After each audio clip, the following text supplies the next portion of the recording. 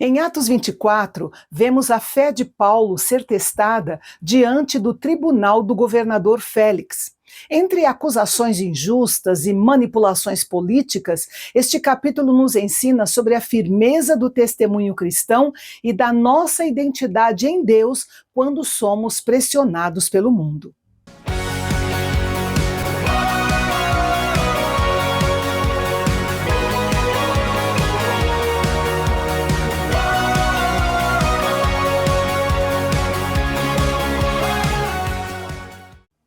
Neste capítulo, a cena se desloca de Jerusalém para o tribunal em Cesareia, a capital administrativa da Judéia.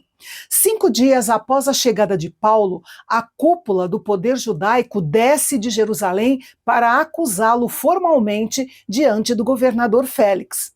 Mas o grupo não é composto apenas por religiosos. Entre eles está um advogado profissional chamado Tértulo. Isso mostra que o caso contra Paulo deixou de ser apenas uma disputa teológica e passou a assumir um caráter político e jurídico diante das autoridades romanas. O julgamento começa com o advogado Tértulo usando uma tática clássica, a adulação. Ele começa elogiando a suposta paz e as reformas trazidas por Félix para ganhar sua atenção e benevolência. Em seguida, ele lança 3 acusações graves contra Paulo: que ele era uma peste, ou seja, um agitador de motins, que era o principal líder da seita dos nazarenos e que tentou profanar o templo de Jerusalém. Vale observar que o nome seita dos nazarenos é pejorativo. Ao usar o termo seita, Tértulo tentava isolar o cristianismo como um grupo marginal, separatista e perigoso. E o termo nazareno era uma referência a Nazaré, a cidade onde Jesus cresceu, usado também com desprezo para enfatizar que, na visão deles, a origem do movimento era humilde e insignificante.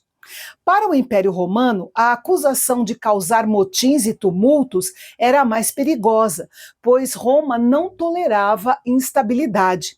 Tértulo tentou transformar uma questão religiosa em um crime político para garantir a condenação de Paulo. Quando Paulo recebe a palavra, ele não usa bajulação.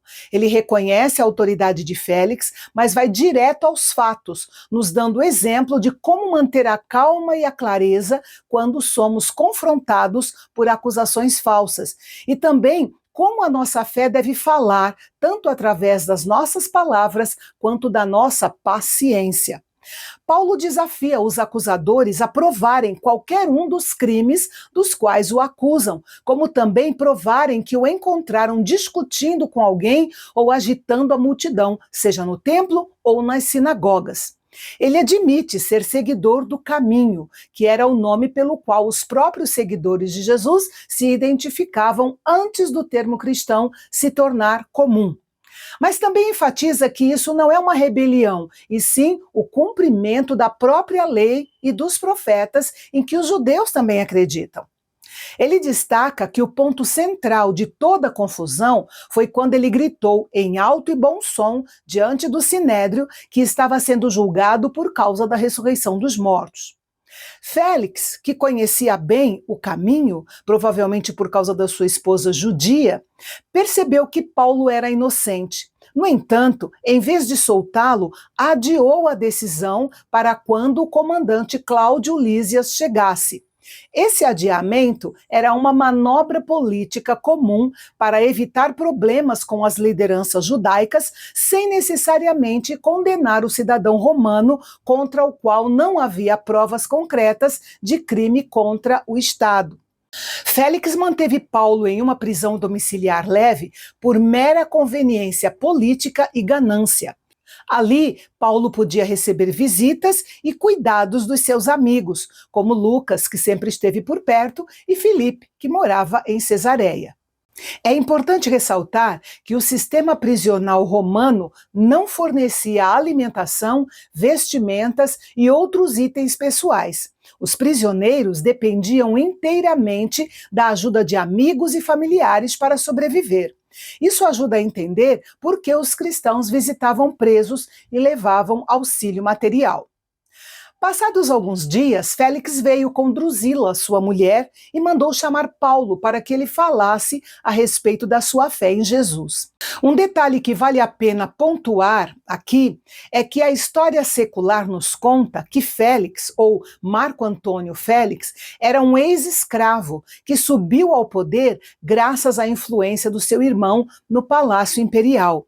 O historiador Tácito escreveu que Félix exerceu o poder de um rei com a mente de um escravo e o descreve como um governante cruel, corrupto e moralmente decadente.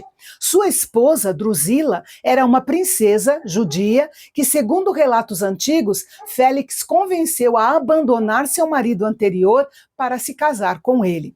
Saber disso explica por que Paulo escolhe temas tão específicos para falar com eles, como justiça, valores morais, como domínio próprio, e o juízo final. E à medida que Paulo aprofunda o assunto, Félix fica amedrontado. Por isso, interrompe Paulo, dizendo que ele pode se retirar e que o chamaria novamente em um outro momento. Acontece que ele esperava também que Paulo lhe desse dinheiro como suborno para ser solto. Durante 2 anos, Félix frequentemente chamava Paulo para conversar, até que foi substituído por Pórcio Festo. Atos 24 nos deixa lições sobre como lidar com a injustiça e a espera. A primeira delas é que a integridade é a melhor defesa. Paulo não precisou de advogados caros nem de mentiras. A verdade dos fatos e uma consciência limpa foram suficientes para desarmar a retórica de Tértulo. Outra coisa, devemos falar o que as pessoas precisam ouvir e não o que querem. Paulo sabia que Félix era um homem poderoso e perigoso, mas não hesitou em falar sobre os valores morais e a justiça divina. Ele estava mais preocupado com a alma do governador do que com a sua própria liberdade. Outra lição importante é que o tempo de espera não é tempo perdido. Paulo transformou 2 anos de prisão em Cesareia em um período de semeadura, onde sua presença serviu como testemunho ao governo romano. Isso nos anima a continuar servindo e produzindo, mesmo quando a nossa vida está em modo espera. E a frase para a nossa reflexão de hoje é: as vozes da crise são como o vento, barulhentas, mas passageiras. A voz de Deus é o alicerce, silenciosa, mas eterna. Sua identidade não está no que você enfrenta, mas em quem te sustenta. A caminhada cristã é feita de etapas e Paulo acaba de concluir uma fase de resiliência silenciosa. Mas no capítulo 25, novos personagens entram em cena e o desafio de Paulo sobe de nível. E nós vamos ver sua fé em ação sob uma nova pressão. Eu te espero para este momento amanhã, aqui no Canal Bendito, o canal de Fala Fácil, onde a teologia é para todos.